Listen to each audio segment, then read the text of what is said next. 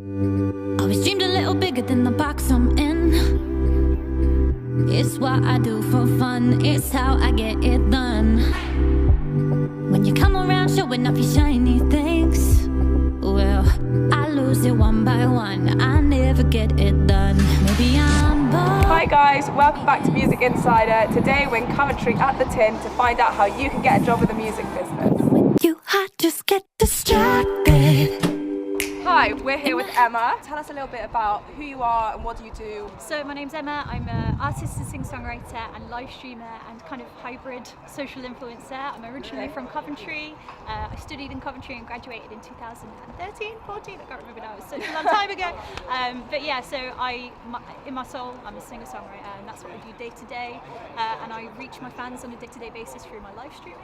And for the past 5 years or so, I've tried to balance what I do online with a more traditional thing, where I go out and I do gigs and I do releases. Me tonight,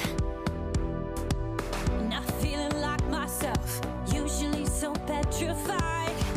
In a minute, how did you get into music in the beginning? Like, where was your start in the music business, and kind of just build up a little bit to where we are now? Okay, well, if you want to pan the camera just over to that door over there.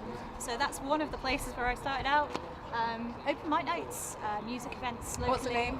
So this used to be called Taylor John's, it's now called The Tin. Cool. So music venues, doing open mics, networking with people, meeting with the songwriters and producers in the local area first, and then kind of growing from there. I knew at a very early stage when I started doing kind of local stuff that there was a kind of stop-off point to that. I needed to grow further afield and outside of my kind of boundary. So I wanted to kind of pursue an online reach which would be more international, more worldwide, and that's where the live streaming kind of came in. Okay, cool. And what do you think is the importance of technology now for young people that want to get into the music business? I think what's really important and really exciting to remember is that technology is going to change all the time, particularly in the music industry. We're seeing artists kind of utilise things like virtual reality for their content with music videos. I did one myself last year.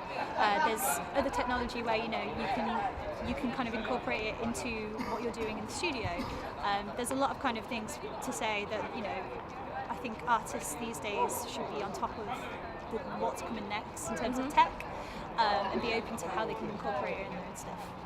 Cool. What are some of the really exciting things that you've experienced within the music industry, and sort of what are some of the lows as well? Probably one of the most difficult things is getting that initial reach starting out. So trying to learn and trying to find the right route of how am I going to reach these people, how am I going to garner an audience. Those are the toughest years, sleeping in the back of a touring van, putting every penny into what you're doing, and because it's your passion.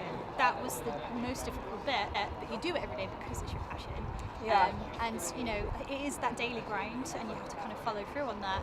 And I think because I did that for so long, I'm now seeing the results. The results, yeah, and that's where all the good stuff comes in. Yeah. You know, we've kind of had recognition for the music stateside. A lot of my audience is stateside, and I think that's because of the live streaming avenues we've kind of followed. So some really cool, interesting experiences being exposed to the music industry, where the music industry are turning around to me and asking advice on how artists on their label can use the avenues we've done to garner an audience, because they can see that potential and that value there. It's something I never expected. Yeah. So something I never expected. Something I really enjoy doing as well is helping other artists. So that's definitely a plus to it all. Well, that's cool. I mean, there definitely is a lot of conversation around having a community. You can't just be a musician on your own. If you don't network, if you don't help anyone out, no one's going to know who you are, and you're not going to get very far. Yeah, it's so important to always have business cards on you. It's so important to always know your own story and be able to sell yourself and be able to kind of listen as well. Always listen to other stories, because you'll get a lot of inspiration from there, and you'll also be able to connect on a way where maybe the next day you both go into the studio and you write a song that you never thought you'd write. So yeah, networking is hugely important. Always start it from the very beginnings. Turning up at your favorite song, dance, dance, dance to the distortion. Turning up, keep it on repeat, stumbling around. So, talking about the very beginnings, for young people who are just now thinking, they may be watching this video and this is the first time they've really thought that they could go into the music business, what are some of the opportunities that you've become aware of as someone in the music business that are available for young people? I would probably say always be on the lookout for funding. Starting out, perhaps you're in a position where you don't have a lot of money. I was in that position to, Yeah, definitely. putting it into your own music.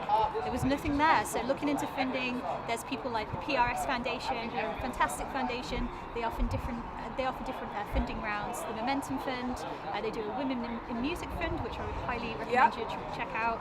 There's other resources like the Musicians Union, who can help out with different things and different questions that you have. There's loads of different resources in the music industry. The Featured Arts Coalition are another name that you should check out. But yeah, keep an eye out for funding, for sure.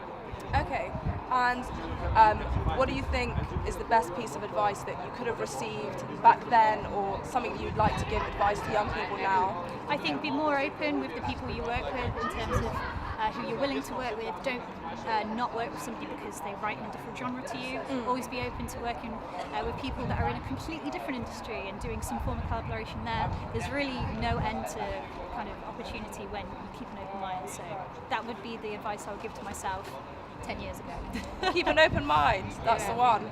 All right, thank you so much, Emma. It's been a great pleasure. You guys can find me on Spotify, Apple Music, Google Play, anywhere you usually listen to your music, YouTube as well, and all the social medias. You'll find me. Just look for the red and blue, you'll find me. Always dreamed a little bigger than the box I'm in. It's what I do for fun, it's how I get it done. When you come around showing off your shiny thing,